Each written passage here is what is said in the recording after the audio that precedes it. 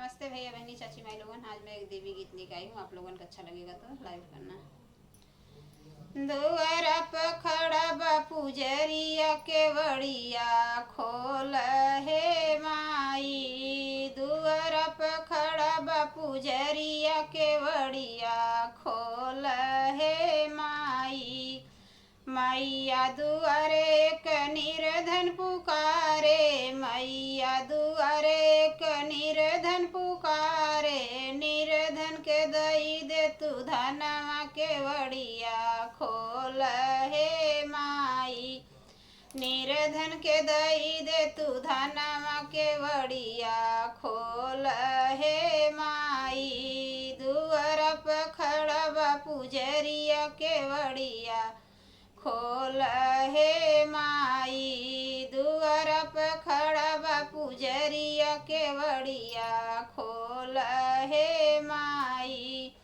मैया दुआरे एक अंधा पुकारे, मैया दुआरे एक अंधा पुकारे।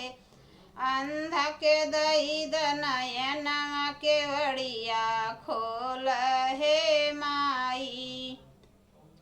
अंधा के दई द नयनवा केवड़िया खोल हे मैया। दुआरे पे खड़ा बा पुजरिया केवड़िया खोल हे माई। दुआरे पे खड़ा बा पुजरिया केवड़िया खोल हे माई।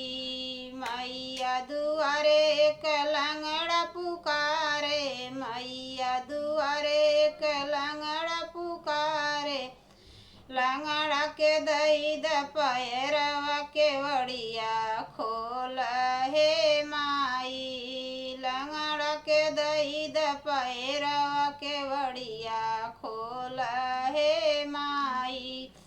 दुआरे पे खड़ा बा पुजरिया केवड़िया खोल हे माई। दुआरे पे खड़ा बा पुजरिया केवड़िया खोल हे माई। मैया दुआरे एक बाजन पुकारे, मैया दुआरे एक बाजन पुकारे।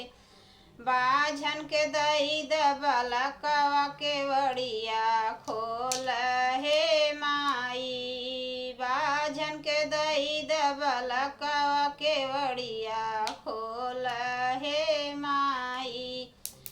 दुआरा पर खड़ा बा पुजरिया केवड़िया खोल हे माई। दुआरा पर खड़ा बा पुजरिया केवड़िया खोल हे माई।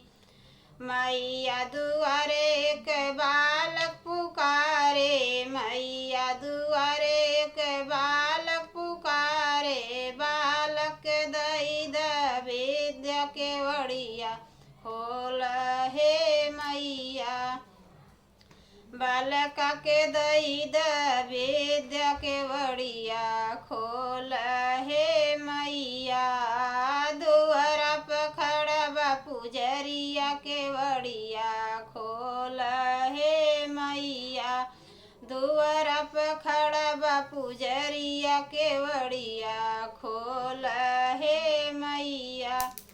मैया दुआरे एक कन्या पुकारे, मैया दुआरे एक कन्या पुकारे। कन्या के दई दे तू बरवा केवड़िया खोल हे मैया। कन्या के दई दे तू बरवा केवड़िया खोल हे मैया। दुआरे पे खड़ा बा पुजरिया केवड़िया खोल हे मैया। दुआरे पे खड़ा बा पुजरिया केवड़िया खोल